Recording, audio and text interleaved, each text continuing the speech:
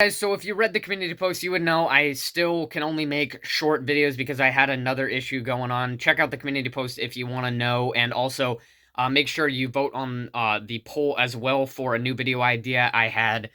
But yeah, unfortunately, I'm stuck with doing short reviews for another week now, probably. So I'm gonna do a short review on the new Insidious movie, Insidious: The Red Door.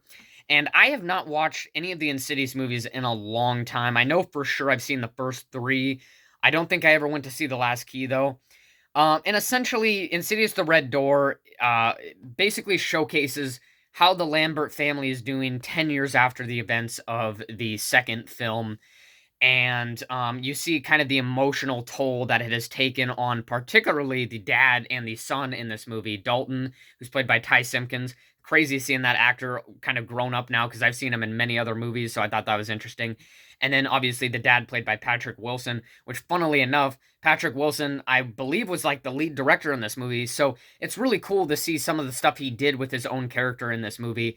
So overall, I would say I got pretty much what I wanted and what I expected out of this movie. I was just hoping for your average horror, modern day horror movie.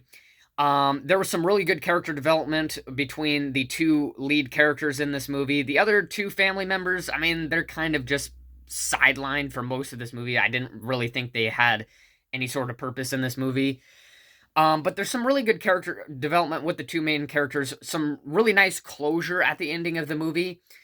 And I like the humor. I think it definitely was needed to kind of illuminate this movie a little bit because otherwise this movie would be very, very dark and grim for the most part. And they utilized one of the characters who she was like this girl roommate for Dalton, who goes off to college in this movie, takes him to a frat party. There's a lot of funny moments with that. So I think she was a nice comedic relief in this movie. There's some pretty good jump scares scattered here and there. Some of them were pretty obvious, but some good tension as well. And I, like I said, for the most part, I'd say I got exactly what I expected and what I wanted out of this movie.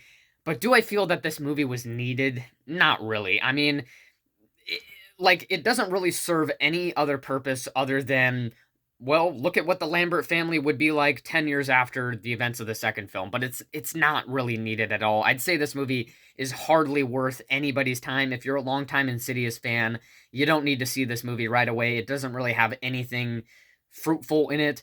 And if you're somebody who just likes horror movies, likes scary movies, likes jump scares, all that kind of stuff, this movie is, again, hardly worth your time. It's not really going to have enough for you to probably be satisfied. So, overall, unlike The Boogeyman, where I was like just enough to be satisfied, I feel like this movie was hardly worth my time. And so I would say that I have mostly negative feelings for this movie just because there's a lot of time spent doing the same thing over and over again in this movie, and also just the concept itself doesn't really serve too much of a great purpose. It has some good character development, but there's not really any big conflict or anything like that. And so overall, I'd say my feelings about this movie are mostly negative. So I would give this movie a 5.5 out of 10. I'd say that's like the benchmark for being a mostly negative rating.